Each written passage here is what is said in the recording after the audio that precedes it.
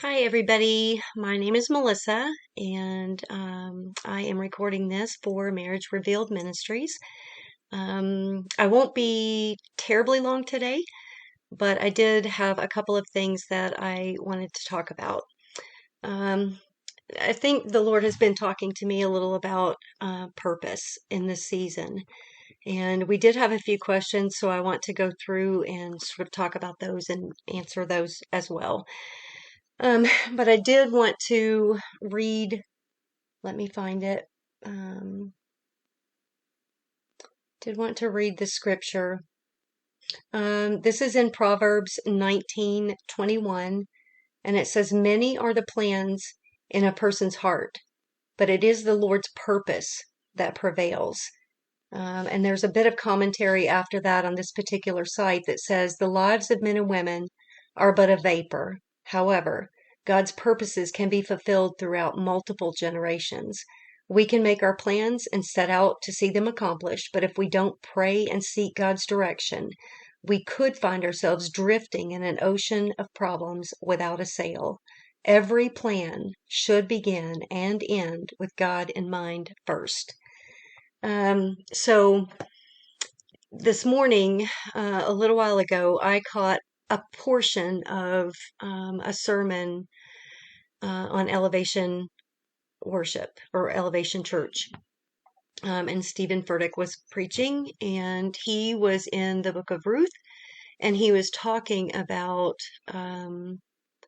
how he was talking about the story of Ruth, but he was also something that he said was that if a person leaves your life, then they were not part of God's purpose in your life. And I'll be very fair and say that I did not listen much past that. And it's not that I'm offended by what he said. It is not my intention to take that statement out of context. Um, so if he spoke to this later, I didn't hear it.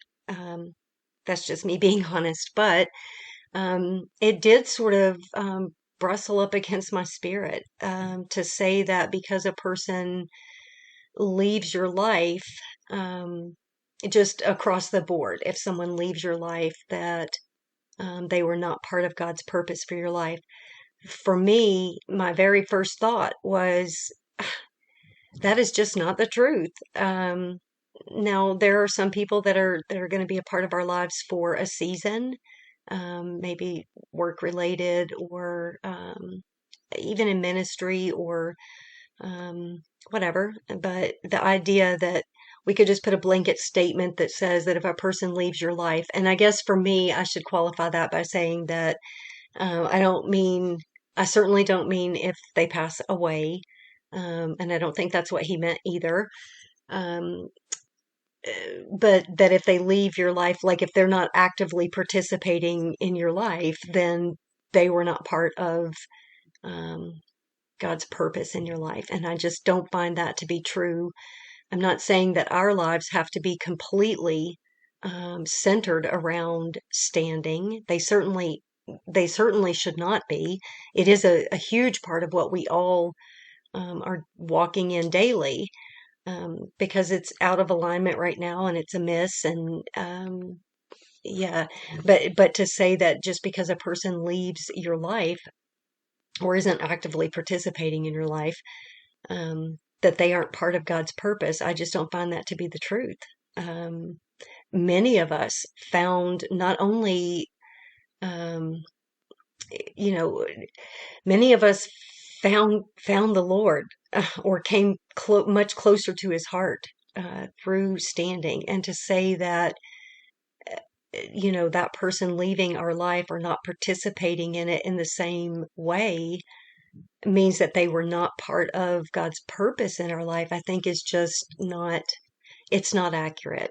Um, so I don't know, that kind of hit me today, and that it bothers me to think that we could so easily dismiss that if people are not participating in our lives in the way that we want them to, or um, in our case, that they've, left the marriage, or maybe they're not completely out of the marriage, but they are not participating in the way that we thought they would be, that they aren't part of the purpose of God. How many of us have developed a relationship and drawn so close to God, and to say that that's not part of His purpose in our life, I just, I think that's a miss. And so, anyways, I kind of wanted to talk about that a little bit. Um, and I'm curious too. You guys can type in the chat if you want to.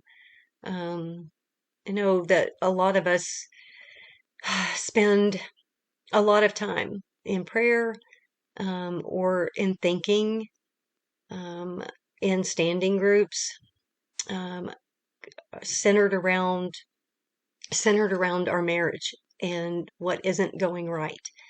And so while I don't think that that should consume all of our time, it certainly has for me in the past. I will be perfectly honest. This is my almost 7 years that I've been standing.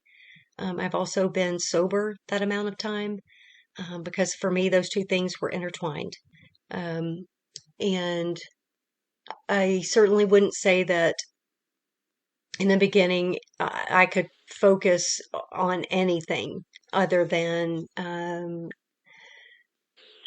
what wasn't going right in our marriage. And that was, um, I don't know, it's kind of like the thermostat and thermometer. In our lives, we should not be thermostats. We should not be taking the temperature of our spouses, our marriage, and using that to determine the atmosphere around us. We should be more like thermostats where we're setting the temperature, setting the mode. And for me, that of course is based on God's word and relationship with Him.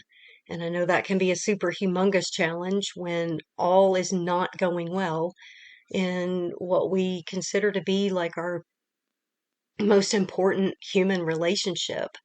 Many of us have children, and of course, those relationships with our children, and I have grandchildren, are super important. But the marriage relationship is probably the most important relationship that we have. Even if we have really good friends, or other people that we do life with, our spouses are supposed to be our people, right? They're the people that God gave us to do life with and make decisions with. And when that is completely, uh, out of alignment and not going well, um, it's disruptive to our whole lives, isn't it? It's disruptive to our emotional stability. It can even attempt to rock our relationship with the Lord. I know I see a lot of people in different standing groups that are essentially questioning why God is allowing this, or I'm sorry, not why He's allowing this, but why He's causing this, and why He causes or allows the pain to exist. And they're tired, and they're exhausted, and they're hurt, and I totally understand. I have felt, and sometimes still do feel, all of those things. Yesterday was a particularly challenging day for me. Um, just having a big event in our family, and my husband not being a part of that. And I'm not angry with him. I'm angry at the situation, and I'm saddened that he couldn't, because of where he is in his life, could not be a part of that. So I kind of had to deal with that between me and the Lord, and I think I will continue to process that. Um, because it's hard. It's super hard to imagine all kinds of things, the dreams and the um, plans that I guess maybe we all thought we would have, whatever that looks like in your marriage, in your family, in your life. And to have those things sort of not be turning out that way. And the event that we had yesterday was great and exciting and fun and a blessing. But there was a part of me that missed my husband being a part of that, and it saddens me that he wasn't a part of that. So yeah, I'll just continue to process that and surrender that to the Lord and know that um, there's a purpose. There is a purpose for this time of separation and the challenges and the difficulties. And for me, that always goes back to God, what are you accomplishing in my life? Where is it that I need to grow and stretch? Where is it that I need to trust you more? Um, and I'm not saying it's easy because it's not. Um, but I think, some really wise people have said to me in the past, like, you can feel the feelings and you can process what that is like for you, but you can't sit in that. And I was telling somebody else on a standing site earlier today, like, you can recount all of the details. You can list them off one by one. Go ahead, make your list of wrongs and then ask yourself, does recounting all of that, now I'm not saying processing it, but the continual recounting of it and the harboring of resentment that grows and the bitterness and sort of the it's not fair, living in that place. When you have your list and all of that's going on, is that um, is that helping? Is that bringing life to the situation?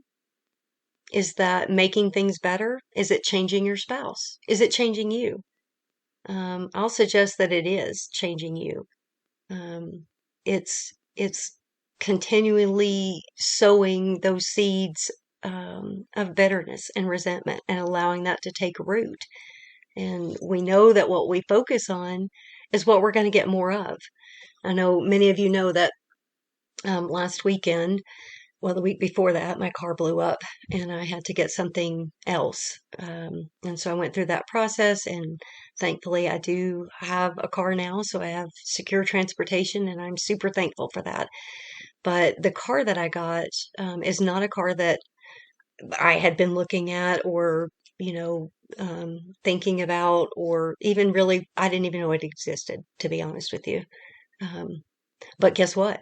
Now I see that car everywhere. I didn't realize how many of them there were because it just simply wasn't on my radar. It wasn't in my focus. And now it is because I own one. So the same can be said about, um, what we focus on where our spouses are concerned, our marriages, or any other subject in our life. If we continually dwell on the list of wrongs and the injustices, then that's what's going to continually be before us. And what we ruminate and dwell on, those are the things that are going to take prominence um, in our lives. And so I understand the need and the desire. And I certainly have times when I do this where I just kind of sit with the Lord and I'm honest and just say, this is really hurtful. I don't like this. And this stinks. Um, and sometimes I just cry with them because it's hard, right? Um, but I can't stay there. I cannot stay there. I would be a very bitter and emotionally unstable person if I did. Um, so I switch my focus with intention and have to go back to what the word says and declaring the truth over my husband and our marriage situation. And I encourage you to do that as well. Go ahead, make your list, write it all down, get every last bit of it out. And maybe you're like me and that actually helps you to make the list and get it out of your brain, and get it on paper so that you can look at it. It's, for me, takes some of the, um, I don't know, the impossibility out of it because it's a tangible thing that I've written down and put on a piece of paper. And that also gives me a point of focus. It gives me a place to say, God, this thing right here, this thing is happening, and it really hurts. But your word says so and so, and your word says this, and I declared this over my husband. So maybe that is helpful to you. But the point is that whatever you give your focus and time and attention to is what you're going to get more of. Um, I want to go over to the to our group and look at a couple of things that were said and just talk about that a little bit. Um, so I had asked earlier today, what's on your heart today? What's rolling around in your thinking? What is it that has you stuck? Let's talk about it. And somebody posted this as a comment, and I think this is this covers probably most of us. This person said, disappointment today. We had a wonderful vacation as a family and actively talked about things going better and not wanting to go back to old patterns. But here we are, and he reverts. I know it can only be Holy Spirit who changes him. Just seeing how quickly and easily he goes back to old ways. Um, and so, like, my response was that, like, I hear you. I hear the disappointment, and I know it's incredibly sad, and it's hard to continually process the disappointment. And what I'll say to this person and to the rest of us that are, struggling with the disappointment is that exactly what she said, that Holy Spirit is the only one that brings sustainable change in our lives. And so if we take ourselves out of an everyday routine, with kids and bills and jobs and work and, all of that stuff, and put ourselves in a different setting, um, maybe it's a little easier to see hope and possibility and talk about things like, the life that we have is not the life that I want, and let's make things different and let's change them and all of those things. Um, and I think those are fantastic conversations to have if you're at a place in your relationship with your spouse that you can have those conversations. And I think the expectation truly has to stay between you and the Lord. Um, I know in my own story, and we talked about this some before, so if it's repetitive, my apologies. But, there were many times when I was lost in alcoholism and lost in my own garbage and uh, brokenness that, oh, thank you. When I was lost in all of that, and I would have the thought, I got to get this under control. I got to cut back. I got to be better. I got to do better. And I could maintain that. I think that I've said this before. I think the longest I went in a row, like days in a row without drinking, was 22 days, which felt like an eternity to me. I don't know what my goal was. I don't know if I even had a goal at that point. Maybe it was 30 days, or for some reason my brain is going back and thinking that I was trying to make it to a holiday. There was like a holiday coming up, and I was like, I just won't drink until then.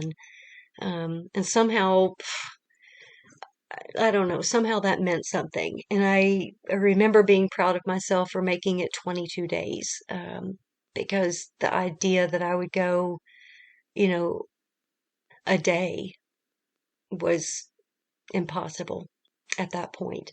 Um, but my point in saying that was that, when I tried to do that, when I tried to cut back and I tried to quit and I tried to change things, yes, I could take away that behavior. I could take away, I mean, I could, at least for a minute or a few weeks, I could take away that behavior. But taking away the behavior wasn't long term a sustainable thing, because it was in my own effort. It was in my own ability, and it was an optional thing. It wasn't a heart change for me. It was a behavior modification. And there's an enormous difference between modifying behavior and having a heart change about a behavior. And I hope that's making sense. I know a lot of times I hear people talk about can't they just see that why can't they logically understand that they're making a destructive choice, and stop doing that?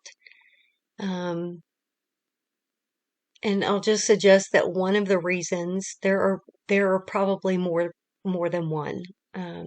But one of the reasons is because their heart has made an agreement with that behavior. Their mind and their heart are in alignment with that behavior.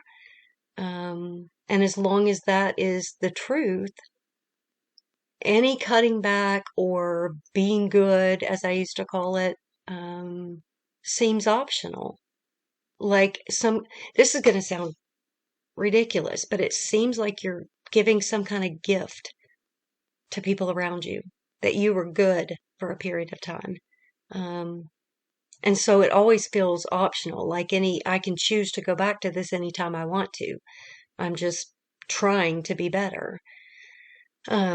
So until the heart is changed, until there's an agreement made in a person's heart that the behavior needs to change and that they can't maintain that behavior and live in purpose and in connection and surrender to the Lord, that is going to continue. And I know that's really hard. If you don't struggle or have never struggled with addiction, it might be hard to wrap your brain around that. It seems like from the outside, it's just a choice they're making, a destructive choice they're making. And even if they say this is a destructive choice I'm making, it's so hard to explain that, because their heart is aligned with the decision to cover up and mask, and maybe they even play it off like this is not really a problem, this isn't really an issue, I'm not hurting anyone but me. Even if they're able to talk about that in any context, um, they're still in alignment with that as uh, part of their behavior and choices that are okay. So, this is one of the reasons why it's so important for you guys not to take the not to take it personally. And I know that that is incredibly hard because their choices are affecting you and your family every day, probably. Um, But focusing in, that's what I was saying about what I talked to that person on the standing site about earlier, was that you can make the list and you can rattle off all the reasons you're right. And if no one said that to you, I'll say it. You're right. Their choices are destructive. They're not okay. They're very hard to live with. All of them. I know. I know. But if you stay there in that place where all you can see is that, and you never come to the place where you are believing God, truly believing God, to change their life, not just that choice, not just that behavior, not just that destruction, but to change their life, to set their course on path with Him. And maybe they'll get rid of the drinking or the drugs or the porn or the gambling or what the other woman, the other man. Maybe they will get rid of that. But without relationship with the Lord, that is not a sustainable thing. In standing for almost 7 years, there have been so many changes to my life. And without relationship with the Lord, it would not have been enough for me to simply stop drinking. I needed relationship with him to fill the void that I used alcohol to plug for me. It had a lot of holes in it and it constantly leaked, which is why it did not work. But they don't know that because they keep trying to top off and keep trying to fill it up. That void, that emptiness, that brokenness, that lack of identity, that trauma, that pain, all of the things that they've been through that have caused them to get to this place that say, this addiction is an option for me. It's part of my life and it helps me. That's the lie that the enemy uses.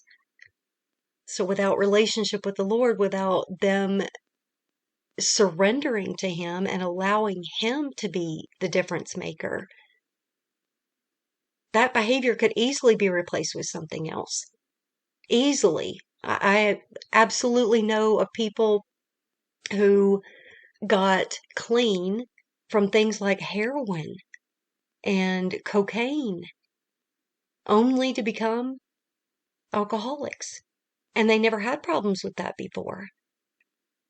And I'm not judging them. I'm just simply saying, you could say, well, alcohol is better than, heroin.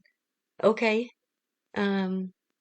Maybe from a physical standpoint, but that's hard for me to say because my thing was alcohol. So, I can't compare that or make that call. But my point is that, being relieved or delivered or giving up one substance, and not having heart change, um, means that any other substance or thing or misalignment with God's heart is possible, right?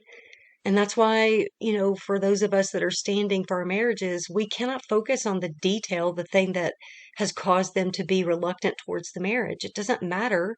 And that's why I say this all the time. It doesn't matter if it's alcohol or drugs or another woman or another man, or it doesn't matter what that is. When they are reluctant towards the marriage, it's a heart issue. It is an issue and a brokenness in their relationship with the Lord. And our focus has to be on God, partnering with God for that to be healed so that the other stuff is not a part of their life anymore, so that He can heal them and walk them through those things. And I know we've talked before about, the fact that I was delivered overnight and that it doesn't work that way for everybody. Some of them will attempt to modify behavior and go without. And God bless them for attempting to do that. All I'm saying is that that is a great first step if that's happening. If you're seeing them cut back or, I don't know, make better choices, that's great. It's fantastic. But until there's like heart change with the Lord, um, it's in their own effort. And I just suggest that it's not long-term sustainable. Are there clean and sober people who don't have relationship with God? Yes, of course there are. Yeah, sure. And I would encourage you to look into what they're filling that void with. And some of it is healthy, like maybe working out or, spending more time with their family and whatever. And those are great things to do, obviously. Um, but that doesn't address their soul. It doesn't address their wounds. It doesn't address what's happening inside of them. We can all put on a mask. We can all pretend that stopping one behavior and beginning another, from the outside, that looks great to people. Oh, congratulations. You look great. What are you doing? Uh, we can all pretend and that is kind of celebrated, and especially in, American society. We see change in people's physical appearance and maybe make the assumption, oh, they've got it all together. They're, well, I don't know what they're doing, but they look great. What is going on with their soul, though? What is going on with their heart? Because we can all take nice pictures and post those to all the social media. But what's going on in their heart? What's going on with their relationship with the Lord? So, um, anyway, let me go back to what was said here. And again, if anybody has anything that they would like to, I know when we talk about stuff, it tends to bring up other things that people are thinking about. So you're welcome to type that in the chat if you would like to do that. I am recording, so if you came on live, your voice would be recorded. Um, this next comment is quite long. I'm not going to read all of that, but the crux of the question is, what do we do with the sexual desire for our husbands, or we could say our spouses? At the very bottom of this comment, it says, how do I get unstuck in my desire for my husband? It feels like I'm being rejected from the start, and it takes me back to all those years of lying and cheating, and I find myself not trusting him, though he keeps telling me he is free. So I probably will address this on a more broad level. There were some pretty specific things about that person's question. Um, but I think that, this was a struggle for me in the beginning too. And I will be very transparent and say that I live across the country from my husband. And does that mean that and I have for 3 years now. Um, but there was no relationship in that way going on for many years before that. Um, it was a humongous challenge for me in the beginning. I found it very emotionally difficult because I did not feel connected to my husband because that was not part of our relationship. And he was being faithful to the other person most of the time. And so I will just say that there are a lot of things that you can do that provide some relief for that physical desire, and maybe that is exercise. And I don't want to super spiritualize this because I realize that it's something that's like, it's a real issue for a lot of people. I will be honest and say that I don't know, maybe the Lord has just put that on hold for me, and I don't want to be too personal. It's not something that is an enormous problem for me. Um, but one of the things that I did in the beginning, as that was such a challenge for me, was to just ask the Lord to sort of take that desire from me so that it wasn't consuming me. And I'm not saying completely take it away, because that is how He created us. He did create us to desire intimate relationship with our spouse. But that's not always possible. It's not always safe from a physical standpoint for those that have spouses that are um, having relationship in that way with other people. Um, I don't know. That's something that bothered me. That I wasn't sure that I could uh, be safe in having relationship with my husband in that way. Because of where else he might be. And so I want to be delicate. I don't want to I don't want to be gratuitous. So that's something to consider. But the physical desire, of course, is still there. We were intended to enjoy relationship with our spouses in that way. So I really feel like that's something you have to take to the Lord to allow Him to speak to you about. There are other ways to release those endorphins. It's not going to be the same, of course, but you can take that to the Lord and ask Him, like, how do I deal with this? And as I said, for me, um, it was just asking Him to take that desire from me until a time when that would be an appropriate thing for my husband and I again. And unfortunately, that has not occurred yet. So let me go back to, oops. my goodness, I'm sorry, you guys. Sometimes I am just technically challenged. I want to just go back to the room. I have to do this from my phone and my computer so that I can see what you guys said. Okay, let me get down here. So someone else said, when I ask, what's on your heart today, someone else said the back and forth, why they can't be content with what they have. And that is a pretty broad question. I don't really know what your spouse in particular can't be content that they have.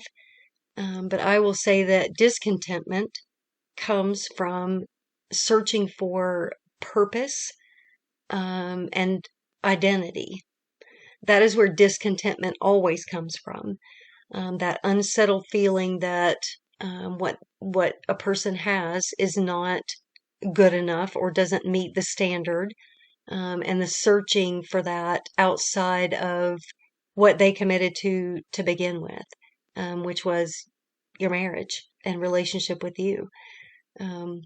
And I think that a lot of them are going to, and that's what many of us are dealing with, no matter what the source of the reluctance is, whether it's drugs or alcohol or pornography or gambling or another person or workaholic or, whatever. They're searching for purpose. They're searching for identity. And I know for me, I had so much unhealed stuff, and I was constantly searching for where I did fit in because growing up and even in my young adult life, I didn't know where I fit in at all. I didn't know what was acceptable and what wasn't. I didn't know what I should be a part of and what I shouldn't be a part of. And I really did take a lot of direction and lead from my husband because I know we've talked about this before. I was married at 17, 4 months after I turned 17. So I was certainly not established in adult life, coupled with all of that trauma. I didn't know where I fit in and what was okay and what wasn't. And so I was constantly searching. And I think when my marriage did not heal or fix or sustainably last to make me happy, I became discontent. And alcohol presented itself to me as a solution to not care. I will not say that there was purpose in it because there certainly was not. But it certainly gave me the ability to not care. And I think a lot of our spouses, no matter what the source of reluctance is, they are attempting to either not care, or fill that void of feeling discontent and purposeless. There are lots of, I think I was saying this earlier, there are lots of hard things, lots of great things, but lots of hard things that have happened over the last 7 years in my life. And I didn't need alcohol to fill the void of any of that. Why? Because I finally found sustainable purpose and truth and life in relationship with the Lord. It's not that I did not, it was not me that delivered me from alcohol at all. I mean, I opened my mouth and asked for help. And I'll go so far as to say that, I've had to continue to agree with God that that does not work for my life, and not something that I should be a part of. But aside from that, I didn't deliver me from that. I didn't do something special to earn that. I didn't work really hard to make that happen.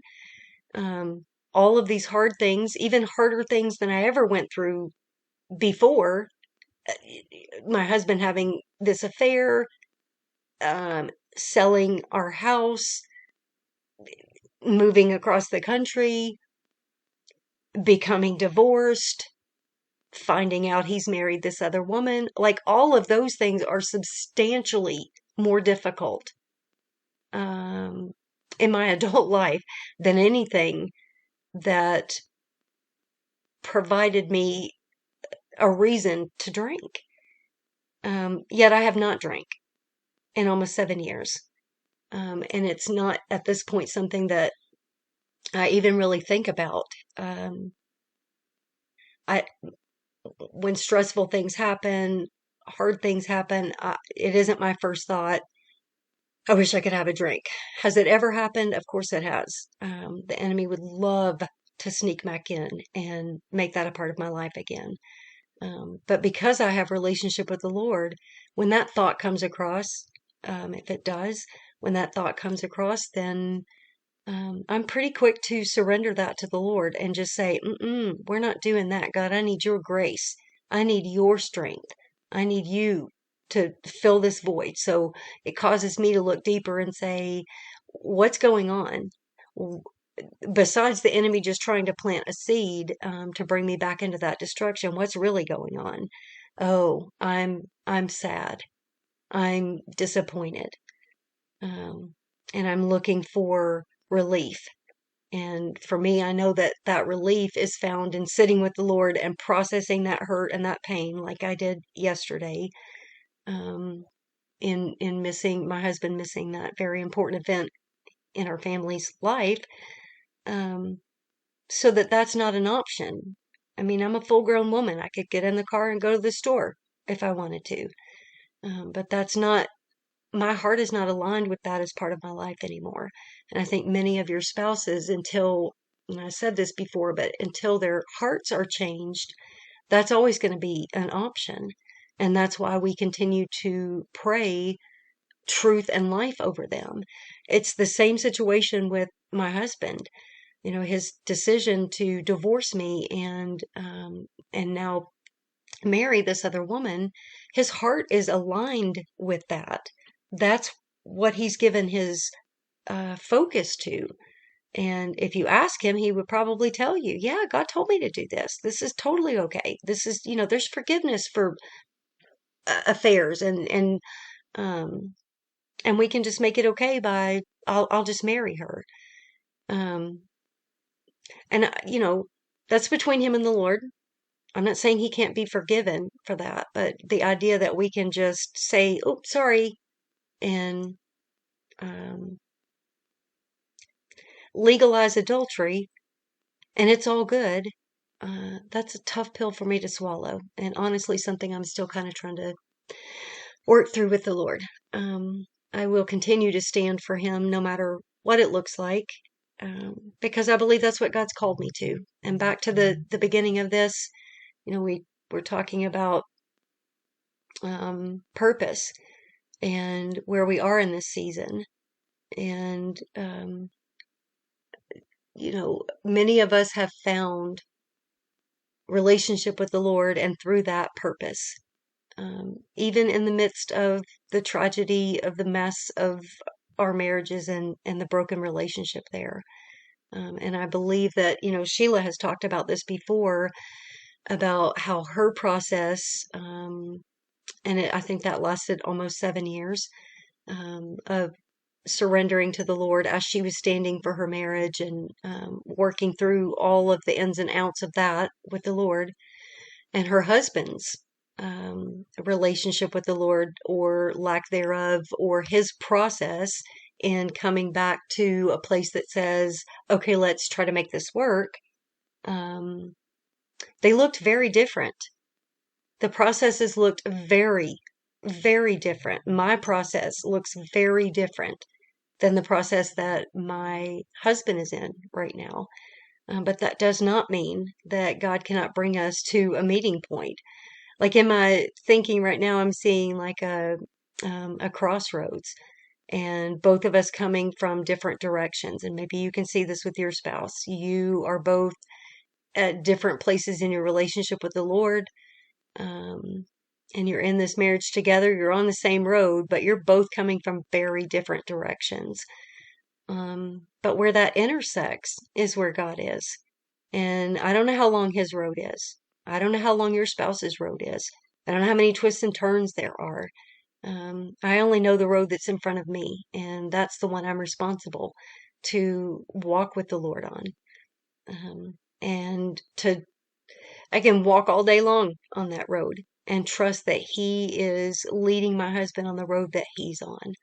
And I encourage you to do that same thing. It may look impossible. It may not look favorable at all.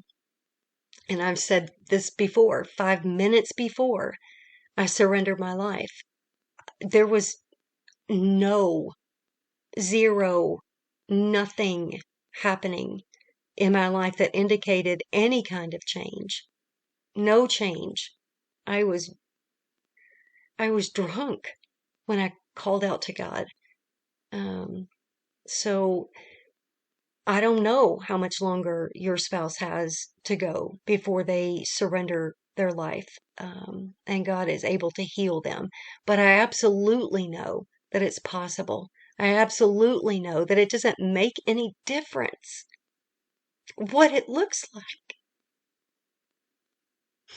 It doesn't make any difference what it looks like. I know it's hard. I know it hurts. But it doesn't make any difference what it looks like right now. You stay on the road that God has you on. You dive into relationship with Him. You let Him into those places that hurt so much. You let Him into the impossible. Let Him in. Work through this with Him. Let Him heal you. And you trust Him to heal your spouse. You trust Him to walk your spouse down that road, however it looks for them. Come out of the details. Come out of the recounting of all the sins. I am not saying it isn't painful. I know. I do. But come out of that place of agreement with that. Come into alignment. You're going to spend your time. You're going to spend your focus. You're going to spend your intention on something. You get to choose. You can align with the circumstances, the impossibility, the grossness of what's happening, the injustice. Are you going to align with that? No. Come out of that. You might as well believe. The word says that faith is the substance of things hoped for, the evidence of things not seen. That's truth. Take your faith, because you have it in one direction or the other. So take your faith and put it in Him, not your spouse, not what you can do. Put it in God. Allow Him into those places and get on board with Him and declaring the truth and believing God for better. I know it looks hard. I know it looks impossible. But come out of agreement with any of that. Shift your focus over. And if you need to seek some individualized counseling and therapy for yourself to process the hurt and the negative beliefs that your spouse's decisions and choices have caused you to believe about yourself, please go do that. There are Holy Spirit-filled, Bible-believing counselors out there who can walk through with the truth of God's Word in one hand and the principles to recreate positive self-image, not the garbage and the lies that you may have believed. And I don't just mean so that you can feel better about yourself. I mean so that you can heal and reprocess that stuff that has you stuck. That stuff that has you believing untrue things about yourself. You guys, that is exactly what happened to my husband. And he stood in his own way. Through all of that, he had relationship with the Lord. He did. He prayed over me. He spoke well of me. He did all of those things. And then he allowed the enemy, and I'm not being mean, I'm just saying the truth is that he allowed the enemy to infiltrate his thinking, to tell him that he would be better off with someone else's wife, to leave me. And that's a hard thing, because for my situation in particular, and I'm not speaking this over yours, but in my situation, for me, I needed to be out of the middle of that, and so did he. It's not that I hold it against him, that he needed to be out of the unhealthy cycle of what was happening. But the idea that the enemy planted in his brain and his heart that the way of escape was through relationship with his best friend's wife, my best friend, you couldn't have ever told me that that would be something he would do. And I don't want to see you guys look at this situation and think this is impossible. I'm out. Regardless of how you end up out.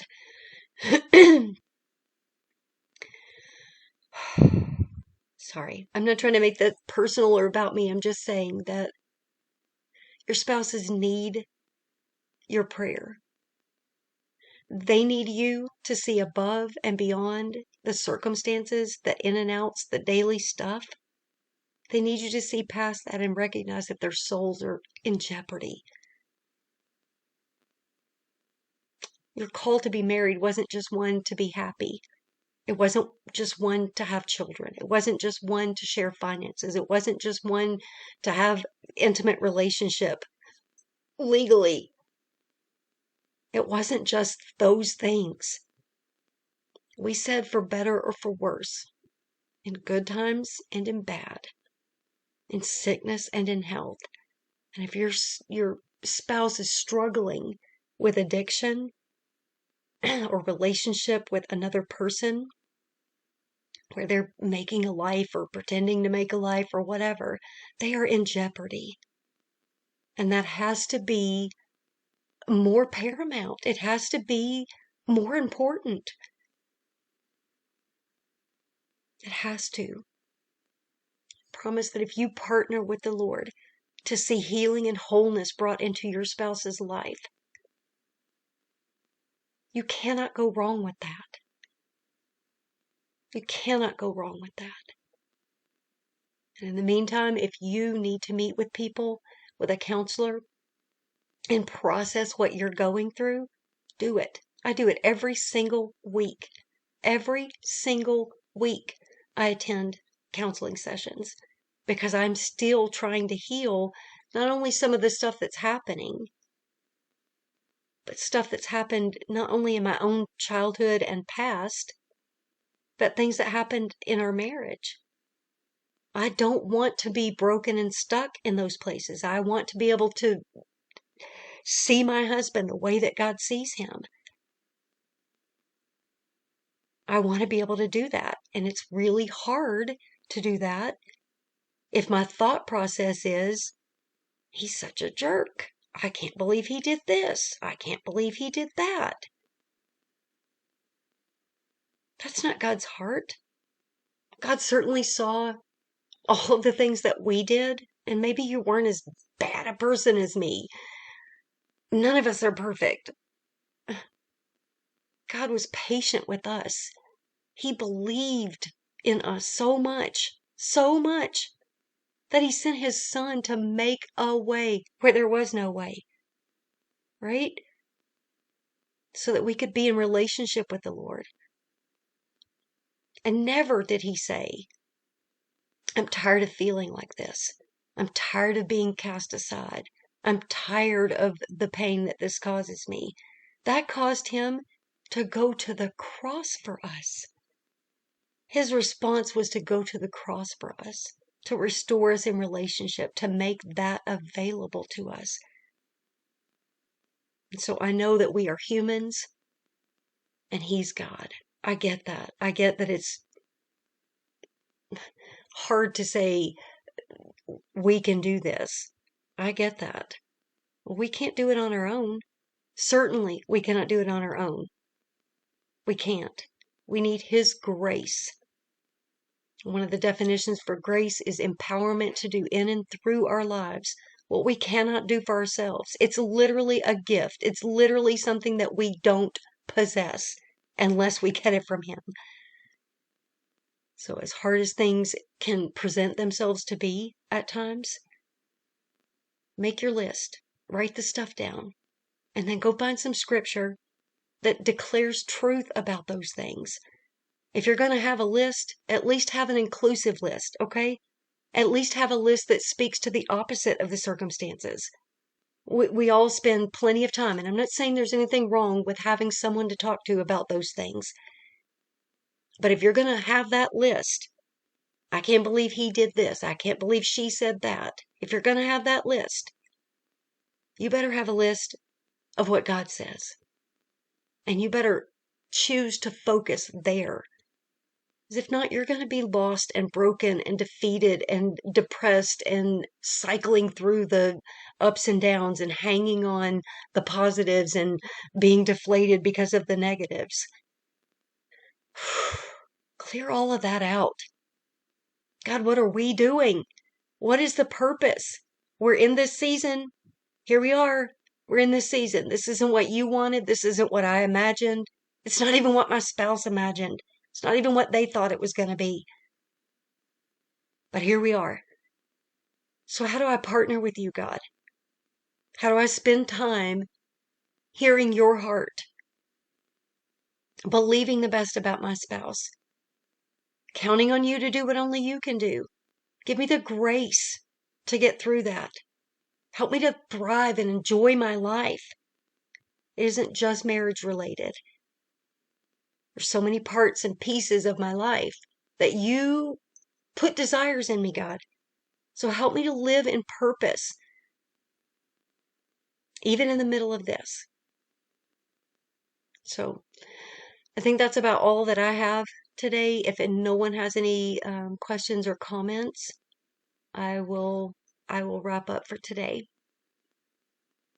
I will give you guys just a couple of seconds. If anybody has anything.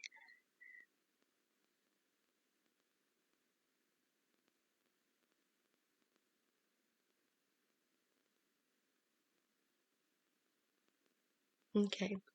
I'm not seeing anything there. I do appreciate you guys joining me today. I hope this was helpful for you. I think if you're stuck today and not sure what next steps are, or how to keep going, then maybe it's time to have a conversation with the Lord. And this is something that I'm doing, and that's why I'm encouraging you to do it.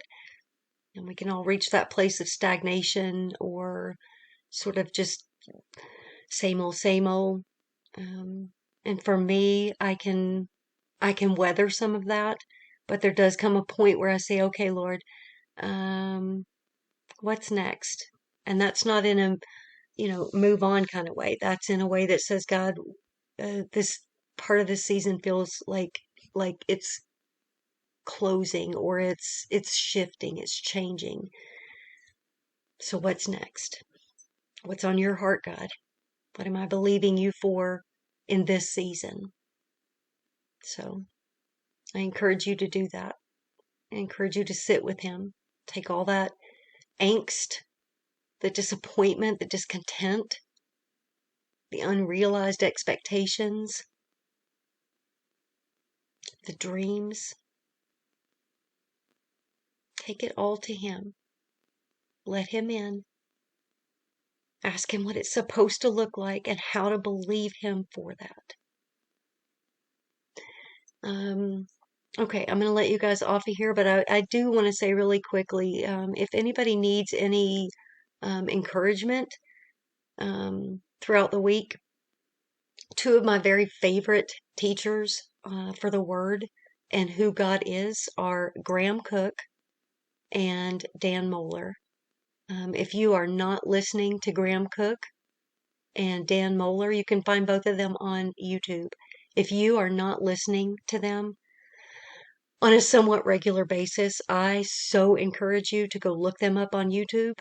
It doesn't matter what teaching it is, just pick one and listen to it. Both of those two have changed my whole way of thinking and understanding about who God is, who He created us to be, how we are walking through life, no matter what the challenges are. It is absolutely food to my spirit. So I do encourage you to go look them up on YouTube. That's Graham Cook with an E and Dan Moeller. So anyway, I will let you guys off of here today. I thank you for joining me, and I will see you next week. Bye.